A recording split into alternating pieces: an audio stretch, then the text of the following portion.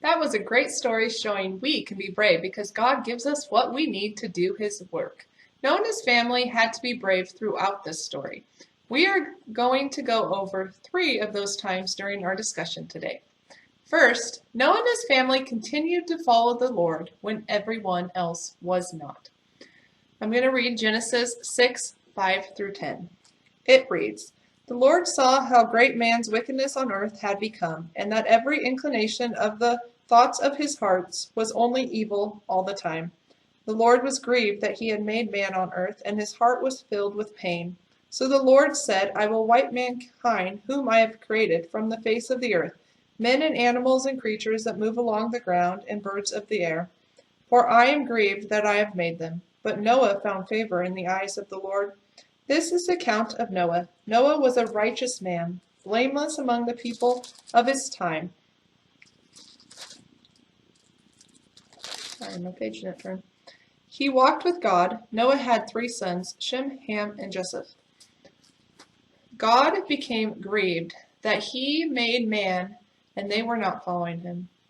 But Noah and his family still followed God. They knew we can be brave because God gives us what we need to do his work." The second example is God gave Noah orders to build an ark, not just a small little tiny boat.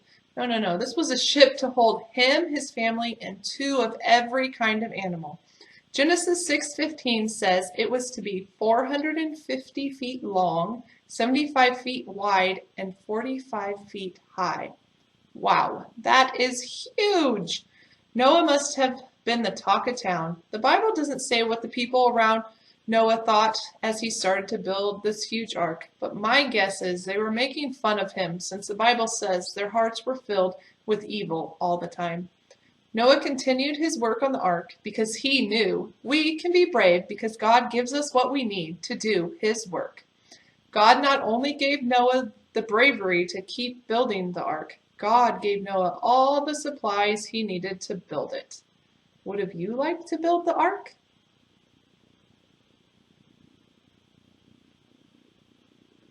I think it would have been a lot of work to build the ark, and I'm not very good with building things, so I'm glad he chose Noah instead of me.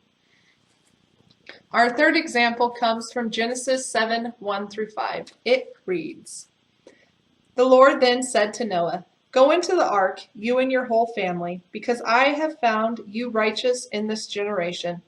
Take with you 7 of every kind of clean animal, a male and its mate, and 2 of every kind of unclean animal, a male and its mate, and also 7 of every kind of bird, male and female, to keep their various kinds alive throughout the earth.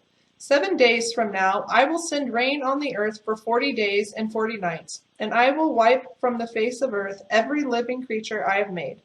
And Noah did all that the Lord had commanded. This was Noah's greatest example of we can be brave because God gives us what we need to do his work. Noah and his family had to get on the ark with the animals God told them to bring with him.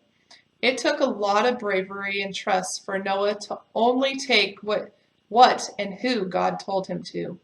Would have you been tempted to take other people or animals with you?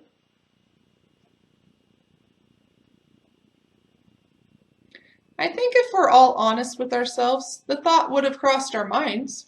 I'm not sure if we would have done it or not, but it would have probably crossed our minds to grab other things.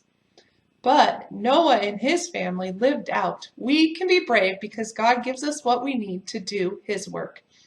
As they boarded the ark and God shut the door behind him. I wanted to make that a point. God is the one who shut the door behind them. So once they went in, the door was shut.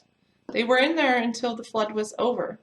So Noah's bravery and obedience to God ended with God's promise to never flood the earth again as Noah and his family started to repopulate the whole world.